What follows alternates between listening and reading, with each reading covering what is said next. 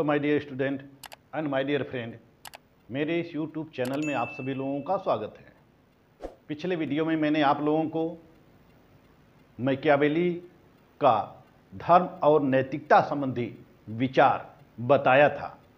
जैसा कि मैं आप लोगों को इसमें बीए द्वितीय वर्ष चतुर्थ सेमेस्टर का प्रश्न पत्र पाश्चात्य राजनीतिक चिंतन बता रहा हूँ।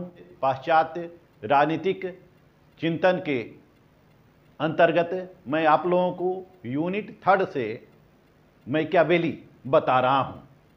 आज मैं आप लोगों को मैकियावेली के कानून और संप्रभुता संबंधी विचारों से अवगत कराऊंगा। साथ ही साथ मैकियावेली ने शासन की कला के संबंध में क्या विचार दिए हैं या राजकुमारों को क्या उपदेश दिया है, इस बारे में भी इस वीडियो में मैं अवगत कराऊंगा। तो आइए चलते हैं मैकियावेली के कानून संबंधी विचारों की तरफ।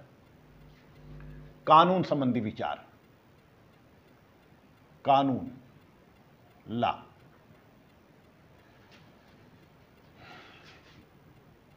मैकियावेली विधि के शासन को बहुत महत्व देता है। जैसा कि विधि की शासन किसी भी शासन की सर्वोपरिता है। विधि का शासन किसी भी व्यवस्था को या किसी भी राज्य का संचालन बिना विधि के शासन का नहीं किया जा सकता है। तो विधि का शासन हर विचारकों की प्राथमिकता रही है, चाहे वह प्लेटो रहा हो, चाहे अरस्तु रहा हो, चाहे वह कोई भी विचारक रहा हो। हर विचारक राज्य में विधि को अनिवार्य मानता है। राज्य में बिना विधि के शासन नहीं किया जा सकता है। तो मैकियावेली भी विधि के शासन को अनिवार्य मानता है। वह कहता है कि मैकियावेली भी विधि के शासन को अनिवार्य मानता है, लेकिन उसने विधि के शासन या कानून के ऊपर या संप्रभुता के ऊपर बहुत अधिक विचार प्रकट नहीं किया है। उसका ये जो कानून संबंधी अवधारणा है वह बहुत संकुचित है। वह विधि के शासन को शासक का प्रभाव मानता है। शासक का प्रभाव यानी कि जो विधि का शासन है वह शासक के प्रभाव के अंतर्गत है। शासक ही विधि के शासन को संचालित करता है। शासक का प्रभाव है। तो विधि का शासन जो है वो शासक का प्रभाव है, शासक के प्रभाव का माध्यम बनता है।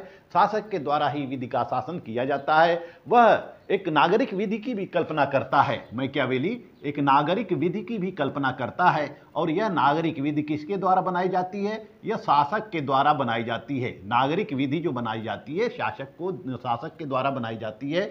नागरिकों को नियंत्रित करने के लिए, नागरिकों को संतुलित करने के लिए, नागरिकों में आपसी सामंजस्य को बनाने के लिए राजा के द्वारा या शासक के द्वारा एक नागरिक विधि की स्थापना की जाती है। तो जो नागरिक विधि की स्थापना की जाती है यह शासक के द्वारा की जाती है। तो चूंकि इटली में उस समय मैकियावेली का जो विचार था यह इटली की अराजकतापूर्ण स्थिति में था। इटली में उस समय कानून नहीं था, और जब कानून नहीं था तो इटली में चारों तरफ अराजकता व्याप्त थी, अराजकता का माहौल था। यद्यपि उसने कहीं भी अपने विचारों में विधि का स्पष्ट उल्लेख नहीं किया है, फिर भी वह शासक के सर्वोच्च शक्ति की कल्पना करता है। यानी कि शासक की जो सर्वोच्च शक्ति है, शासक की सर्वोच्च शक्ति, यह सर्वोच्च शक्ति किसमें निहित है?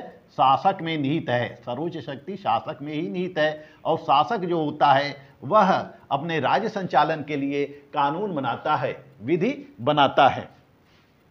वह कहता है कि शासन का प्रमुख लक्ष्य होता है, प्रमुख उद्देश्य होता है समानता स्थापित करना, समन्वय स्थापित करना। यानी कि राज्य के विभिन्न संस्थाओं में, राज्य के विभिन्न अंगों में समानता और समन्वय स्थापित करना, नागरिकों में भी समन्वय स्थापित करना, नागरिकों में भी समन्वय स्थापित करना। यद्यपि वह कानून को सर्वोपरि मानता है, सर्वोच्च मानता है। मैकियावेली कानून को सर्वोपरि मानता है, सर्वोच्च मानता है। मैकियावेली कहता है कि सारी विधियां सामाजिक, सांस्कृतिक और सामाजिक परंपराओं के अनुरूप होना चाहिए। यानी कि शासक जो विधि बनाए तो वह सामाजिक मर्यादा का ध्यान रखे, सामाजिक परंपराओं को उसमें स्थान दे। विधि बनाने में सामाजिक परंपराओं को भी स्थान दें। वह अपने क्षेत्र के संस्कृति का भी ध्यान रखे, सामाजिक परंपराओं का ध्यान रखे, राजनीतिक परंपराओं का ध्यान रखें, राजनीति का भी वह ध्यान रखें। तो जो विधियां बनाई जाती हैं वह समाज के अनुरूप बनाई जाती हैं। समाज के प्रतिकूल कोई भी विधि कारगर नहीं हो सकती है, यथार्थ नहीं हो सकती है। मैकियावेली कहता है कि जब राज्य की स्थापना नहीं हुई थी तब विधि का अभाव था। राज्य की स्थापना के पहले विधि का अभाव था। जब राज्य की स्थापना होती है तभी विधि का निर्माण होता है। विधि का निर्माण तभी होता है जब राज्य की स्थापना होती है, और जब विधियों की स्थापना होती है तो पूरा राज्य एकता के सूत्र में बंध जाता है। सभी लोग उस विधि का पालन करने लगते हैं, सभी लोग उस विधि का पालन करने लगते हैं और विधि का नियंत्रण को भी स्वीकार कर लेते हैं। तो राज्य का जो संरक्षण होता है वह विधि की श्रेष्ठता पर आधारित होता है। विधि के शासन पर ही राज्य का संरक्षण आधारित होता है। राज्य का संरक्षण करना है तो वहां विधि आवश्यक होती है, और यही जो विधि का शासन है यही अस्थाई शासन की शर्त होती है। और जो अस्थाई शासन होता है वह विधि के शासन की ही शर्त पर अस्थाई शासन होता है। यानी कि कानून का शासन होता है तो वहाँ सब कुछ समन्वित होता है, सामंजस्यपूर्ण रहता है, सभी लोग उस कानून का पालन करते हैं और जनता जो है शांति से रहती है, शांति पूर्वक रहती है, शांति और व्यवस्था कायम रहती है। तो कानून के शासन का निर्माण करने के लिए एक सर्वशक्तिशाली विधि निर्माता की आवश्यकता होती है, यानी कि सर्वोच्च शक्ति की आवश्यकता होती है। सर्वशक्तिशाली विधि निर्माता की आवश्यकता होती है जो सर्वोच्च है और सर्वशक्तिशाली है, जिसके आज्ञाओं का पालन सभी लोग करते हैं। और यह जो सर्वोच्च शक्तिशाली विधि करता होता है यह कानून बनाकर समाज में अस्थायी शांति व समानता का गुण पैदा करता है, यानी कि समाज में शांति व्यवस्था करता, शांति कायम करता है, सभी लोगों में समानता का भाव पैदा करता है। और इसलिए कानून का जो शासन होता है राज्य व इसके बिखरे हुए अंगों के मध्य सामंजस्य और संतुलन पैदा करता है। कानून जो होता है राज्य के जो बिखरे हुए अंग होते हैं, विभिन्न अंग होते हैं, सबके मध्य सामंजस्य उत्पन्न करता है और संतुलन उत्पन्न करता है। तो मैकियावेली ने कानून का बहुत अधिक स्पष्ट विश्लेषण नहीं किया है, कानून का बहुत अधिक विचार नहीं दिया है। तो आइए अब चलते हैं मैकियावेली के संप्रभुता पर। संप्रभुता, मैकियावेली ने संप्रभुता के ऊपर भी बहुत अधिक विचार प्रकट नहीं किए हैं। उसका जो संप्रभुता है यही सर्वोच्च शक्ति में निहित है, सर्वोच्च शक्ति में निहित है। उसने राजा की शक्तियों के बारे में जो कुछ भी लिखा है उसी से संप्रभुता का आभास होता है। यानी कि मैकियावेली के दृष्टि में राजा ही संप्रभु है, क्योंकि मैकियावेली एक निरंकुश राजतंत्र की स्थापना करता है। इटली की तत्कालीन व्यवस्था जो होती है, तत्कालीन परिस्थितियां होती हैं, वह काफ़ी अराजकपूर्ण होती हैं। तो अराजकपूर्ण परिस्थितियों को समाप्त करने के लिए एक निरंकुश संप्रभु की स्थापना होनी चाहिए, और इसी निरंकुश संप्रभु के द्वारा ही इटली में एकीकरण किया जा सकता है, इटली में शांति व्यवस्था कायम की जा सकती है। विभिन्न भ्रष्टाचार जो इटली में व्याप्त हैं उस इटली की उस व्यवस्था को समाप्त की जा सकती है। तो मैकियावेली अपने जो विचार हैं वह तत्कालीन परिस्थितियों में देता है। तत्कालीन परिस्थितियों की ऐसी मांग थी, ऐसी आवश्यकता थी कि इटली में एक निरंकुश राजतंत्र की स्थापना किया जाए जो कि पूरे इटली का एकीकरण कर सके। तो मैकियावेली शासक की आंतरिक इच्छा को और विजेता की भावना को अविभाज्य मानता है। उसके अनुसार शासक किसी भी आंतरिक या बाह्य शक्ति के प्रति उत्तरदायी नहीं होता है। मैकियावेली कहता है कि जो शासक होता है वह किसी भी शासक होता है वह आंतरिक और बाह्य शक्तियों से बाध्य नहीं होता है, आंतरिक और बाह्य शक्तियों से बाध्य नहीं होता है। यानी कि जो शासक होता है वह किसी के प्रति उत्तरदायी नहीं होता है और न ही अपने कार्यों के लिए कर्तव्यबद्ध है, न ही वह अपने कार्यों के लिए कर्तव्यबद्ध है। ये बधा हुआ नहीं है कि उसको वह कार्य करना ही करना है। वह चूंकि मैकियावेली स्वयं परिवर्तनवादी था इसलिए वह अस्थायी संप्रभुता का विचार नहीं देता है, अस्थायी संप्रभुता का विचार नहीं देता है, अखंड प्रभुसत्ता का विचार नहीं देता है। वह जो कि बाद में संप्रभुता की विशेषताओं को स्पष्ट किया गया है कि संप्रभुता शाश्वत है, संप्रभुता अदेय है, संप्रभुता संवैधानिक है या विभाज्य है, अपृथक्करण है, ऐसा उसने कुछ नहीं लिखा है, ऐसा उसने कुछ नहीं लिखा है, न इस प्रकार की कोई धारणा उसने डेवलप की है, धारणा दी है। वह संप्रभुता की विशेषताओं का स्पष्ट विवरण नहीं देता है। क्योंकि मैकियावेली की जो संप्रभुता होती है वह एकाकी होती है, मैकियावेली की जो संप्रभुता होती है वह एकात्मक होती है, लौकिक होती है, धर्मनिरपेक्ष होती है और स्वतंत्र चेतना से युक्त है। वह क्या है? एकात्मक संप्रभुता है। यानी कि राज्य तंत्र में ही संप्रभुता निहित है या गणतंत्र में ही संप्रभुता निहित है। वह संप्रभुता जो होती है धर्मनिरपेक्ष होती है, वह किसी धर्म का पालन नहीं करती है, केवल राज धर्म का पालन करती है। वह स्वतंत्र चेतना से युक्त होती है, उसके अपनी खुद की चेतना होती है उस व्यक्ति के अंदर, उस शासक के अंदर, उस संप्रभुता के अंदर। तो इस तरह से वह जो शासक होता है वह संप्रभु होता है। वह अंतर्राष्ट्रीय मामलों में भी सीमित संप्रभुता को स्वीकार करता है, वह अंतर्राष्ट्रीय क्षेत्रों में सीमित संप्रभुता को स्वीकार करता है, और उसके जो संप्रभुता के विचार हैं वह परोक्ष हैं, यानी कि अप्रत्यक्ष हैं। उसने संप्रभुता का विचार स्पष्ट रूप से नहीं दिया है, लेकिन उसके शासक की अवधारणा से ही हम उसके संप्रभुता के विचारों से अवगत होते हैं। तो इस तरह से मैकियावेली का जो संप्रभु व्यक्ति है या सर्वोच्च शक्ति है वह क्या है, एकात्मक है, और वह लौकिक है, धर्मनिरपेक्ष है, स्वतंत्र चेतना से युक्त है, वह बाह्य नियंत्रण से मुक्त है, आंतरिक मामलों से भी वह मुक्त है। वह जो भी विधियां बनाता है उस सभी विधियों का पालन राज्य के द्वारा किया जाना चाहिए, नागरिकों के द्वारा किया जाना चाहिए। मैकियावेली ने संप्रभुता को या तो राजतंत्र में मानना है, उसने दो ही प्रकार की शासन व्यवस्था का समर्थन किया है, एक राजतंत्र, एक गणतंत्र। यानी कि अगर आवश्यक है तो वहाँ राजा ही संप्रभु है, और यदि गणतंत्री शासन व्यवस्था है तो वहाँ पे जनता संप्रभु है।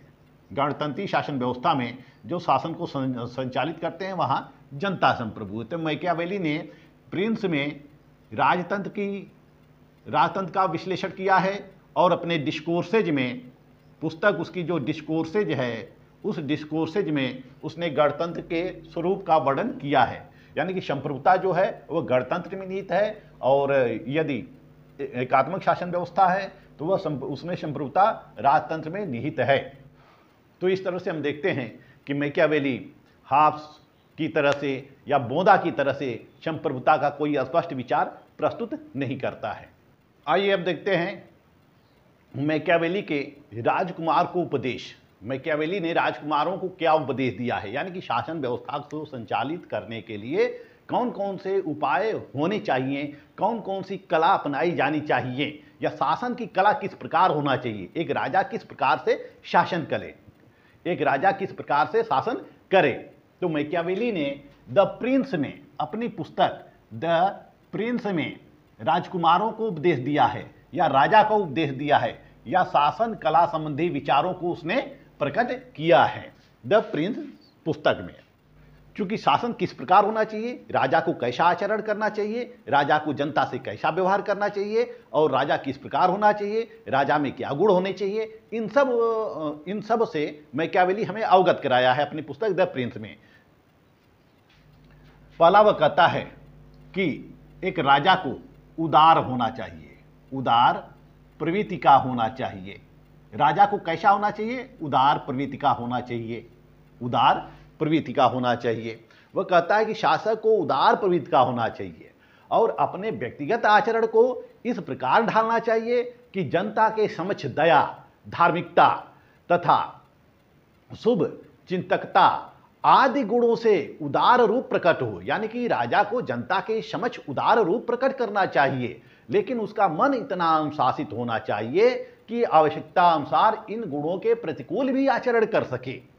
मैकियावेली कहता है कि जनता को, राजा को कैसा होना चाहिए, उदार होना चाहिए, उदार प्रवृत्ति का होना चाहिए। यानी कि जनता को लगे कि राजा बहुत उदार प्रवृत्ति का है, राजा बहुत उदार प्रवृत्ति का है, यह जनता का कल्याण करने वाला है, उसके अंदर दया है, प्रेम है, उसके अंदर दया है, प्रेम है, धार्मिकता है, राजा धार्मिक भी है, राजा शुभ चिंतक भी है, जनता के लिए वह कुछ भी करने के लिए तैयार होता है, लेकिन जहां आवश्यकता पड़े तो इन सब गुणों का परित्याग कर देना चाहिए।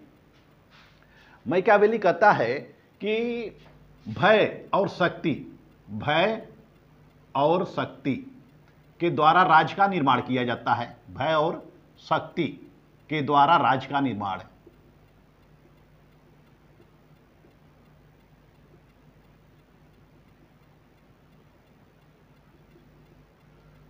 मैकियावेली कहता है कि एक राजा भय और शक्ति के द्वारा राज्य का निर्माण कर सकता है, भय और शक्ति के द्वारा ही राज्य का निर्माण कर सकता है। तो भय और शक्ति राज्य के लिए महत्वपूर्ण है, और राज्य के अस्तित्व के लिए वह विधि के शासन पर भी बल देता है, विधि के शासन पर भी बल देता है। वह कहता है कि राजा विधियां बनाए, वह विधियों को लागू करे और जो विधियों का उल्लंघन करता है उस उल्लंघनकर्ता को दंड दे, अपराध को कम करे, अपराधी को कठोर दंड दे, और जो शक्ति का दुरुपयोग करता है, जो उसके पदाधिकारी होते हैं राज्य के अंतर्गत, जो पदाधिकारी हैं उन पदाधिकारियों, उन राज्य के अंतर्गत जो पदाधिकारी होते हैं उन पदाधिकारियों के द्वारा यदि शक्ति का दुरुपयोग होता है, यदि अधिकारों का दुरुपयोग होता है, तो उसको कठोर दंड दे, उसको कठोर दंड दे। और शक्ति का दुरुपयोग होने के लिए वैधानिक उपचारों का भी होना जरूरी है, वैधानिक उपचारों का भी होना जरूरी है। अतः जो मैकियावेली का दर्शन है वह मानव द्वेषी होते हुए भी उदार और वैधानिक शासन के इस पहलू के कारण हैरिंगटन जैसा विद्वान उसको संविधानवादी कहा है। हैरिंगटन जैसा विद्वान जो है वह मैकियावेली को संविधानवादी कहा है। उसने कहा है कि मैकियावेली संविधान के अनुसार ही शासन का संचालन करने का सुझाव देता है।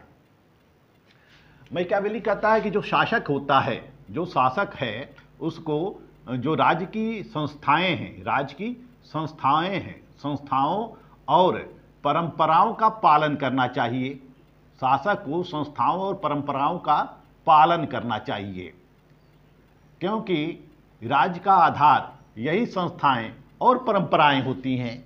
तो मैकियावेली शासक को सुझाव देता है कि उसको राज्य के अंतर्गत जो जितनी भी संस्थाएं होती हैं, जो राजनीतिक परंपराएं होती हैं या सामाजिक परंपराएं होती हैं, उन सामाजिक परंपराओं का पालन करना चाहिए। सामाजिक परंपराओं का सम्मान करना राजा के लिए आवश्यक होता है। परंतु वह यह भी कहता है कि यदि इन संस्थाओं से, इन परंपराओं से राज्य की सुरक्षा को खतरा उत्पन्न होता है तो राजा को ऐसी संस्थाओं और ऐसी परंपराओं का परित्याग कर देना चाहिए। राजा को ऐसी संस्थाओं और ऐसी परंपराओं का परित्याग कर देना चाहिए, या फिर आवश्यक हो तो उसमें परिवर्तन कर देना चाहिए। यदि संस्थाओं और परंपराओं से राज्य को खतरा उत्पन्न होता है तो इसमें परिवर्तन कर देना चाहिए या इसको समाप्त कर देना चाहिए। लेकिन जहाँ तक संभव है, जहाँ तक आवश्यक है, वहाँ तक वह कहता है, मैकियावेली राजा को सुझाव देता है, शासक को सुझाव देता है कि राज्य में जितनी भी संस्थाएं होती हैं, परंपराएं होती हैं, उनका पालन करना चाहिए। वह कहता है, मैकियावेली कहता है कि एक राजा को सफल संचालन के लिए देशभक्त नागरिकों का सहारा लेना चाहिए, देशभक्ति नागरिकों का सहारा लेना चाहिए, अपनी सेनाओं का सहारा लेना चाहिए। वह कहता है कि देशभक्त और अपने ही सेनाओं का सहारा लेना चाहिए। देशभक्त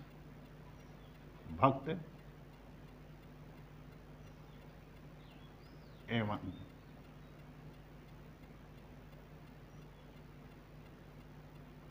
विश्वास पात्र सैनिक।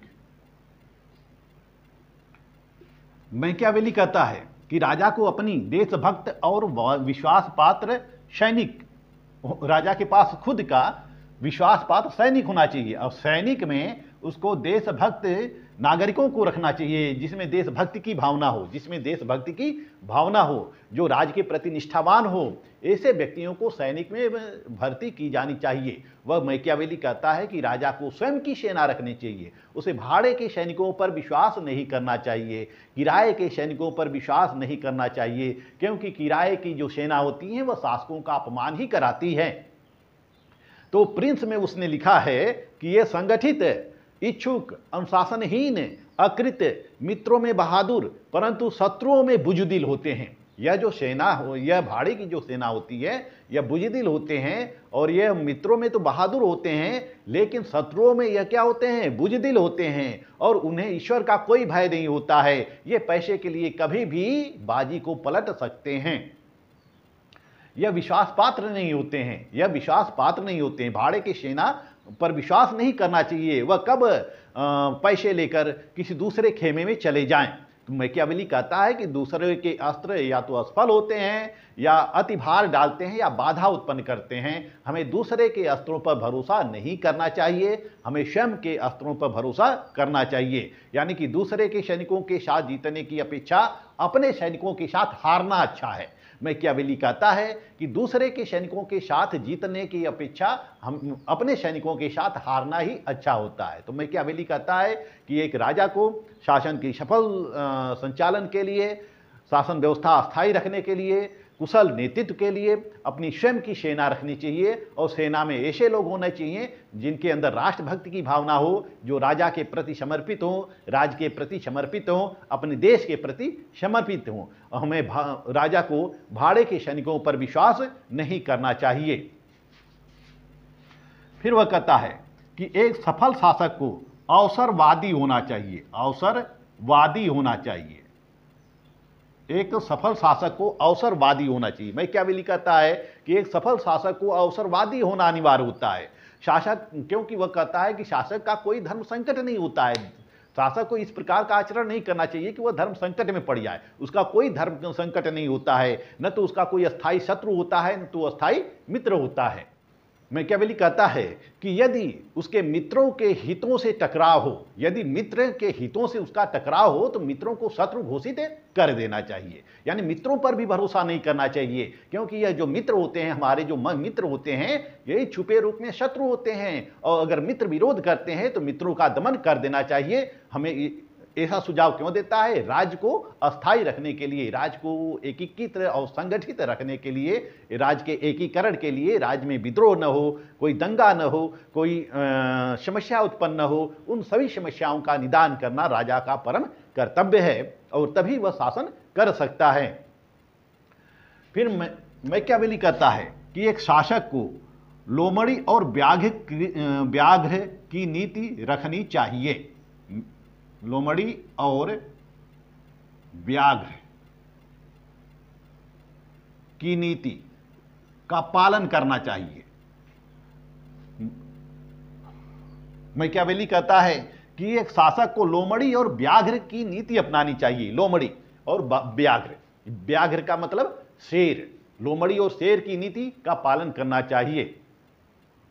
वह कहता है कि राजा को यह चाहिए कि उसके विरुद्ध जितने भी षड्यंत्र किए गए हों, या षड्यंत्रकारियों को जो षड्यंत्र करते हों, या षड्यंत्रकारी जो होते हैं, उनका निर्ममतापूर्वक दमन कर देना चाहिए। यानी कि शेर की तरह से निर्दयी होना चाहिए।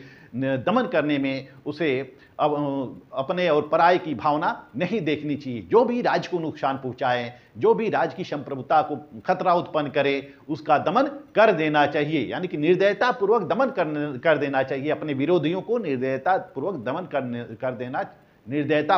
कर देना चाहिए। और इसी तरह से लोमड़ी के लिए चालाकी का भी प्रयोग करना चाहिए। लोमड़ी कितनी चालाक होती है, तो लोमड़ी की तरह से उसको हमेशा चालाकी का इस्तेमाल करना चाहिए, हमेशा चतुराई का इस्तेमाल करना चाहिए और चतुराई पूर्वक उसको शासन करना चाहिए।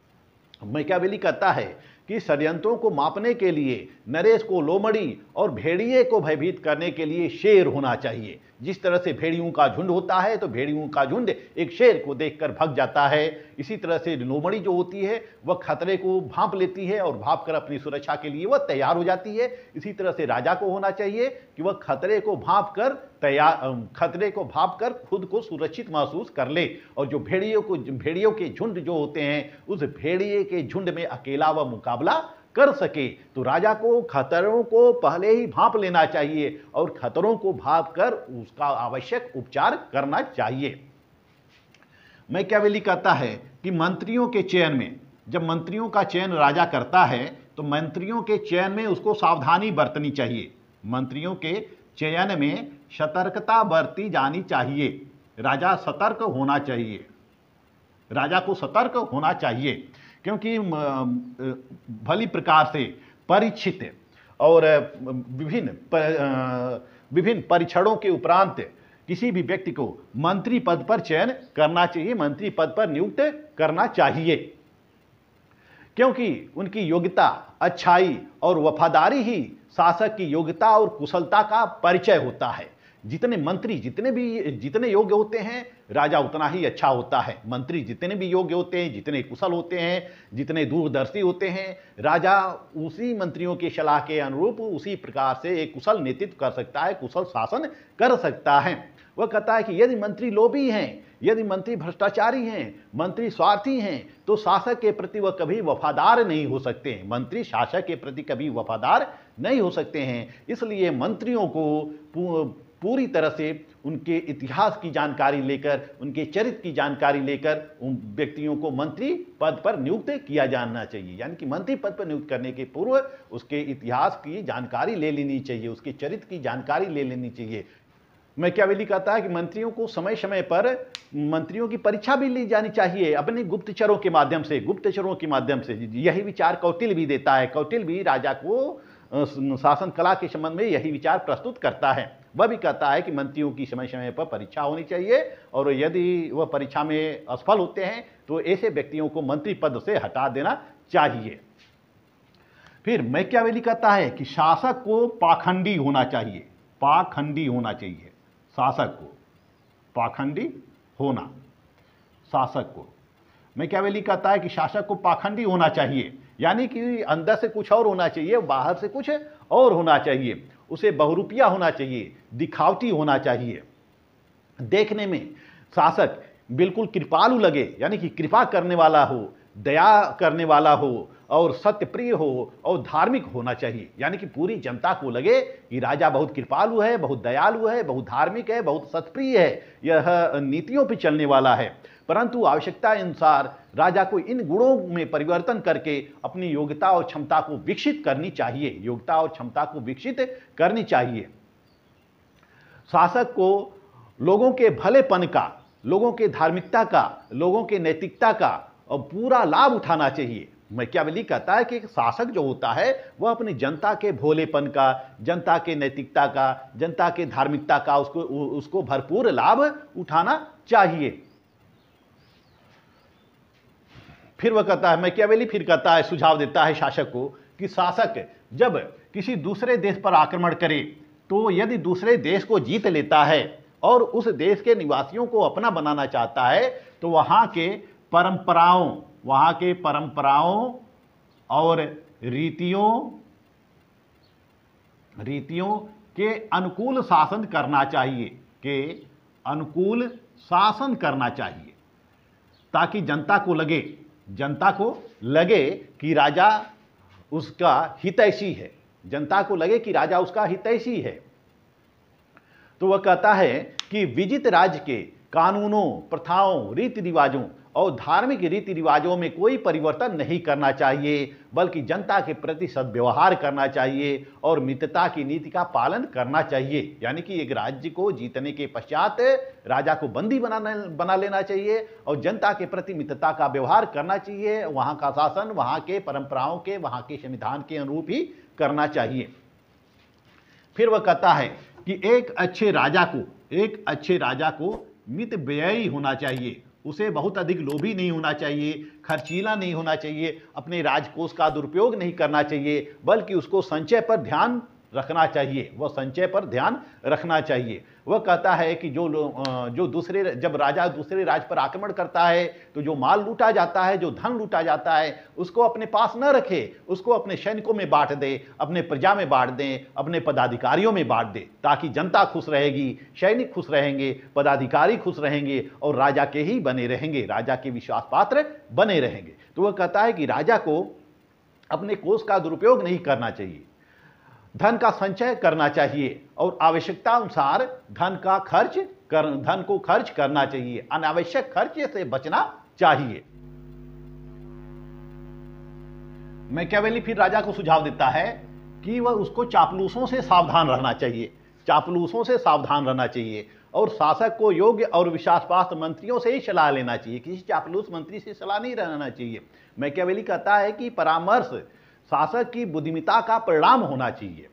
यानी कि परामर्श जो होता है या सलाह जो होती है शासक के बुद्धिमत्ता का परिणाम होना चाहिए, न कि शासक की बुद्धिमत्ता परामर्श का परिणाम हो, न तो शासक की बुद्धिमत्ता परामर्श का परिणाम हो। तो वह कहता है कि राजा को अपने चापलूसों से बचे रहना चाहिए, क्योंकि चापलूस हमेशा संकट में डालते हैं, राजा को सत्य बात से अवगत नहीं कराते हैं। तो राजा में सत्य बोलने का साहस होना चाहिए, सत्य सुनने का साहस होना चाहिए। अगर उसका मंत्री, उसका पदाधिकारी कोई सच्चाई से अवगत कराता है तो राजा को उसको सुनना चाहिए और उसके अनुसार पालन करना चाहिए। चापलूस व्यक्तियों से दूर रहना चाहिए। वह कहता है कि एक शासक को चाहिए कि अपनी नीतियां बनाने में, नीतियों का पालन करने में, नीतियां बनाने में, योजनाएं बनाने में गोपनीयता का ध्यान रखे, उसकी योजनाएं गोपनीयता का ध्यान रखे, उसकी योजनाएं सार्वजनिक न हो। जब तक योजनाओं को व्यवहार रूप में परिणत नहीं किया जाता तब तक उसकी योजनाएं सार्वजनिक नहीं होनी चाहिए। उसकी हर योजनाओं, हर नीतियां गोपनीय होना चाहिए। यानी कि जब राजा को लग जाए कि अब यह नीति कार्यान्वित करने के योग्य है, तभी उस नीतियों को सार्वजनिक किया जाना चाहिए। जो मंत्रियों के साथ बैठक होती है वह बैठक भी गोपनीय होना चाहिए। मंत्रियों को भी यह सख्त निर्देश देना चाहिए कि वह गोपनीयता का पालन करें। मैकियावेली फिर कहता है कि शासक को भेद की नीति अपनानी चाहिए। भेद की नीति अपनानी चाहिए। एक शासक को भेद की नीति अपनानी चाहिए। मैकियावेली के अनुसार जनता में समानता का व्यवहार करना चाहिए। जनता में समानता, राजा को जनता में समानता का व्यवहार करना चाहिए, परंतु आवश्यकता अनुसार भेद की नीति भी अपनाया जा सकता है। इसी प्रकार शत्रुओं को कड़े दंड देना चाहिए, परंतु यह आवश्यकता पड़े तो धन का लालच देकर लोगों को अपने नियंत्रण में कर लेना चाहिए। शत्रुओं के साथ वह कहता है मैकियावेली कि शत्रुओं के साथ निर्ममता पूर्वक आचरण करना चाहिए, लेकिन यदि आवश्यक हो तो शत्रुओं को धन का लालच देकर अपना बना लेना चाहिए। इसलिए शासकों को साम, दाम, दंड, भेद का प्रयोग करना चाहिए। शासकों का कौन सा प्रयोग करना चाहिए? साम, दाम, दंड और भेद। साम, दाम, दंड, भेद का प्रयोग करना चाहिए। इसका ज्ञाता होना चाहिए। एक शासक को इसका ज्ञाता होना चाहिए कि शाम का प्रयोग कब करना है, दाम का प्रयोग कब करना है, दाम का मतलब प्रलोभन कब देना है, समझाना कब है। शाम का मतलब समझाना, दाम का मतलब प्रलोभन, दंड का मतलब उनको दंडित करना, भेद का मतलब फूट पैदा करना या दो व्यक्तियों के बीच फूट डालना या गोपनीय सूचनाएं प्राप्त करना। तो इनके अनुसार राजा को शासन करना चाहिए। मैकियावेली कहता है कि राजा को चाहिए कि वह अपने राज्य में व्यापार का, वाणिज्य का कुशल संचालन करे, व्यापार और वाणिज्य का कुशल संचालन करें, और इसी से किसी राज्य की उन्नति होती है, किसी राज्य की प्रगति वहाँ के वाणिज्य व्यापार पर ही निर्भर करती है। मैकियावेली कहता है कि जो वाणिज्य होता है, व्यापार होता है, वह देश की उन्नति के लिए, देश की प्रगति के लिए लाभदायक सिद्ध होता है। इसलिए राजा को इस पर ध्यान देना चाहिए। यदि राजा वाणिज्य, व्यवसाय, कृषि आदि की उपेक्षा करेगा तो राज्य निर्धन हो जाएगा, निर्धन और अशक्त हो जाएगा। फिर मैकियावेली कहता है, मैकियावेली यह सुझाव देता है कि राजा को कला और साहित्य में रुचि लेना चाहिए। कला और साहित्य में रुचि लेनी चाहिए। कला एवं साहित्य का विकास करना चाहिए। कला और साहित्य का विकास करना चाहिए।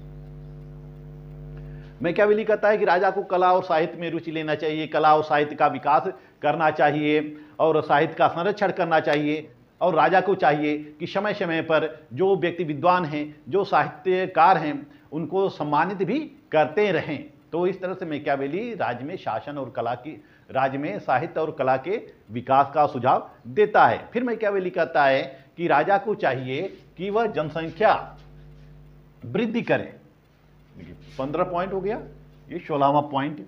वह राजा को सुझाव देता है कि वह जनसंख्या में वृद्धि करती रहे, क्योंकि जब तक वह जनसंख्या में वृद्धि करती रहेगी तो उसको पर्याप्त सैनिक मिलते रहेंगे और सेना उसको मजबूत होगी। यहाँ मैकियावेली जनसंख्या नियंत्रण का सुझाव नहीं देता है, जैसा कि अरस्तु जनसंख्या नियंत्रण का सुझाव देता है, लेकिन मैकियावेली कहता है कि शासक को अपने राज्य में जनसंख्या में वृद्धि होनी देनी चाहिए ताकि राज्य के लिए पर्याप्त मात्रा में सैनिक उपलब्ध हो। वह राज्य के उत्थान व विस्तार के लिए मानव शक्ति को विशेष साधन मानता है। यानी कि मैन पावर को विशेष साधन मानता है।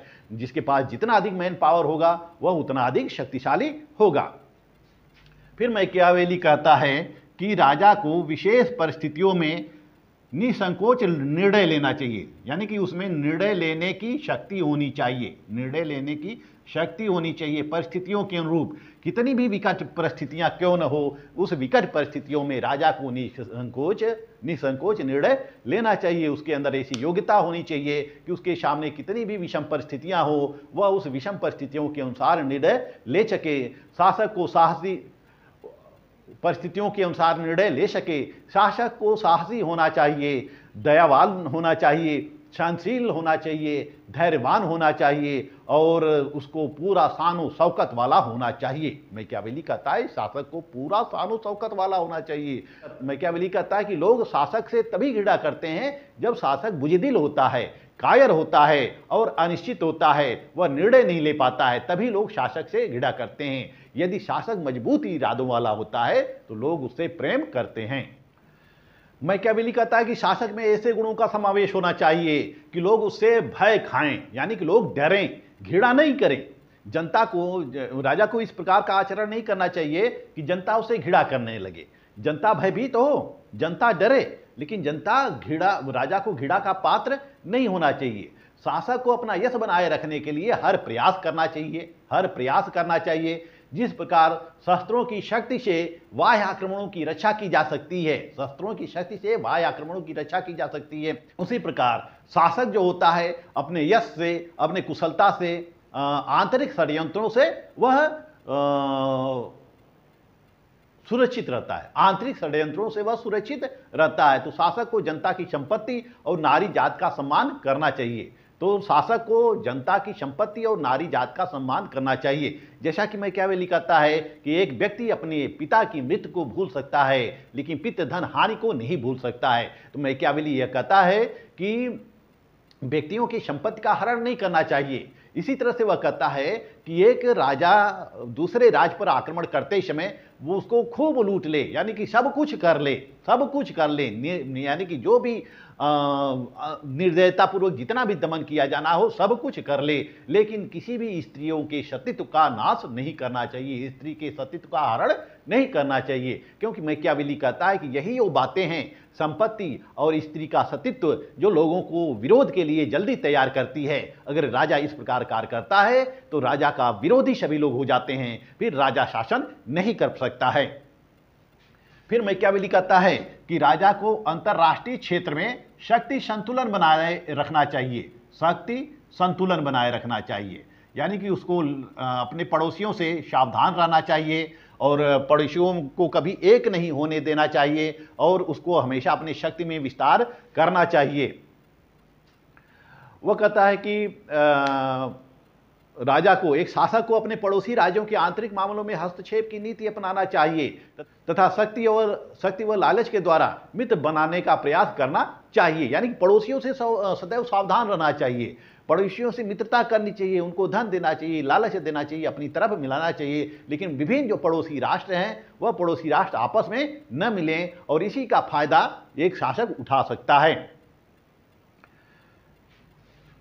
तो इस प्रकार हम देखते हैं कि मैकियावेली ने एक शासक को यह विभिन्न उपदेश दिए हैं, विभिन्न बातें बताई हैं जिससे कि एक शासक कुशल संचालन कर सकता है। यदि शासक इन नीतियों का पालन करता है तो वह कुशल संचालन कर सकता है। इसको हम मैकियावेली के शासन कला पर विचार भी कहते हैं। तो इस प्रकार से यह कहा जा सकता है कि मैकियावेली एक यथार्थवादी दार्शनिक था। वह न केवल एक विचारक था बल्कि एक यथार्थवादी दार्शनिक था। उसने शासन कला पर जो कुछ भी लिखा है आज की शासन प्रणालियों में सर्वत्र देखने को मिलती है। आज हम देख सकते हैं कि चाहे अमेरिका हो, चीन हो, जापान हो या भारत हो, हर लोग मैकियावेली के इस उपदेशों को या मैकियावेली की इस नीतियों को अपने राजनीति में अपनाते हैं, शासन की नीति में अपनाते रहते हैं। इस तरह से उसका जो दूसरा ग्रंथ है डिस्कोर्सेज, दूसरा ग्रंथ जो है डिस्कोर्सेज है। डिस्कोर्सेज में उसने गणतंत्र के बारे में वर्णन किया है।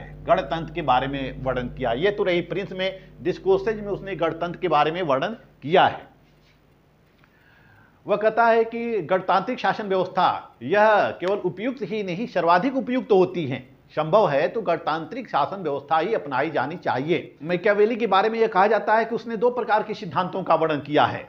एक सिद्धांत उन राज्यों के लिए है जहां शांति और व्यवस्था है, एक सिद्धांत उन राज्यों के लिए है जहां शांति और व्यवस्था है, वहां गणतंत्र के सबसे अच्छी होती है। लेकिन जहां शांति या व्यवस्था नहीं है वहां पर राजतंत्र सर्वश्रेष्ठ हो सकती है। जहां अराजकता व्याप्त है, जहां की परिस्थितियां सर्वाधिक प्रतिकूल है, वहां राजतंत्र हो सकती है, राजतंत्र व्यवस्था हो सकती है, या राजतंत्र के वह परिस्थितियां राजतंत्र के लिए बेहतर हो सकती हैं।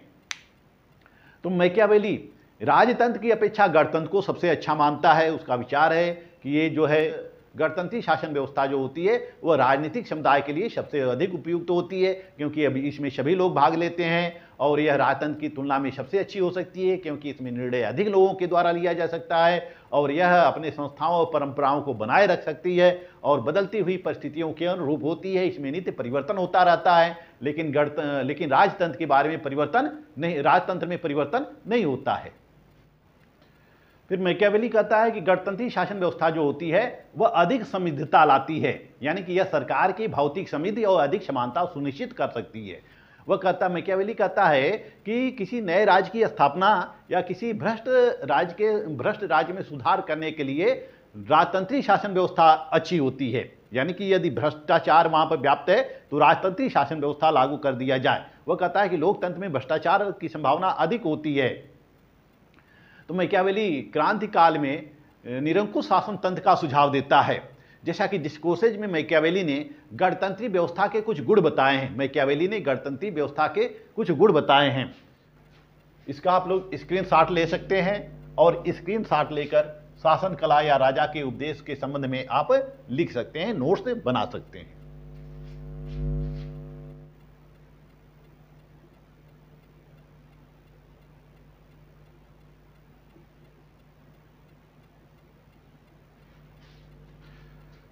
मैकियावेली ने डिस्कोर्सेज में कुछ गणतंत्र के कुछ गुण भी बताए हैं, गणतंत्र के गुण भी बताए हैं। वह कहता है कि गणतंत्र ऐसी शासन व्यवस्था होती है जिसमें सभी लोगों को अवसर मिलता है, सभी लोगों को भाग लेने का अवसर मिलता है। इसमें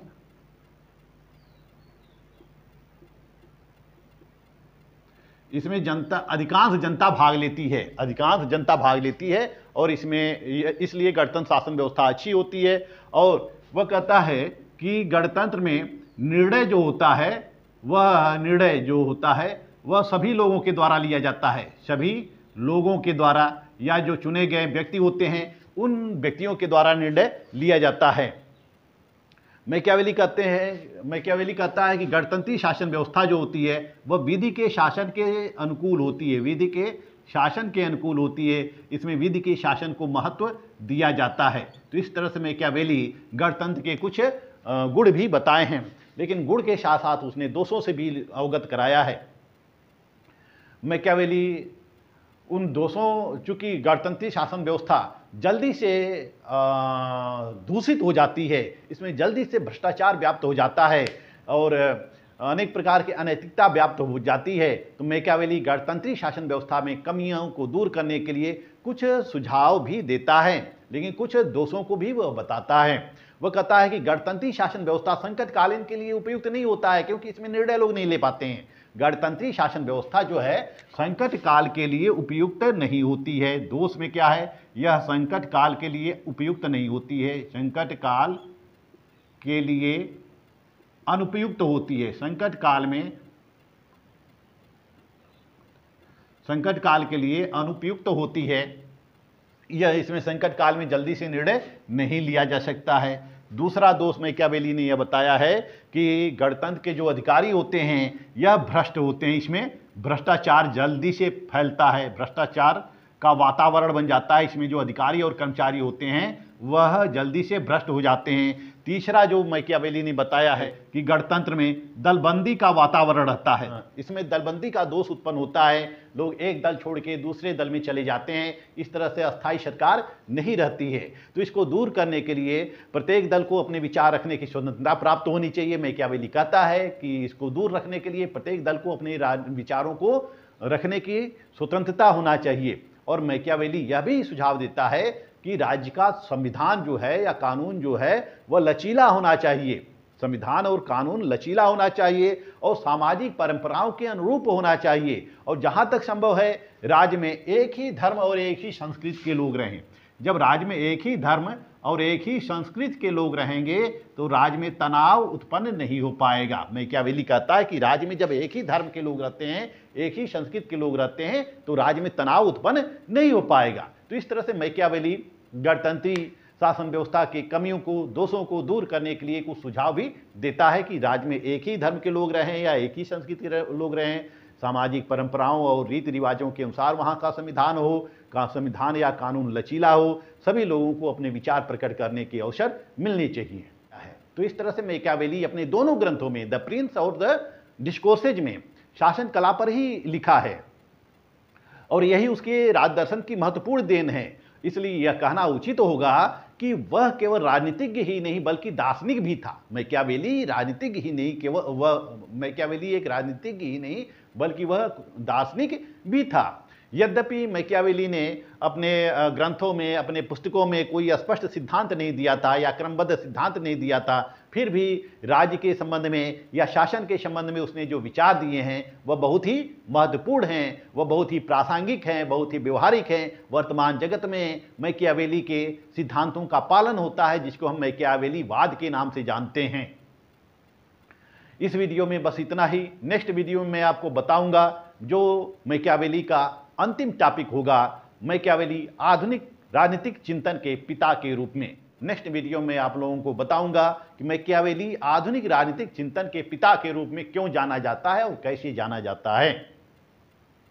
मेरा वीडियो आप लोग देखते रहिए, मेरे चैनल को लाइक, सब्सक्राइब और शेयर करते रहिएगा। मिलते हैं अगले वीडियो में, तब तक के लिए धन्यवाद।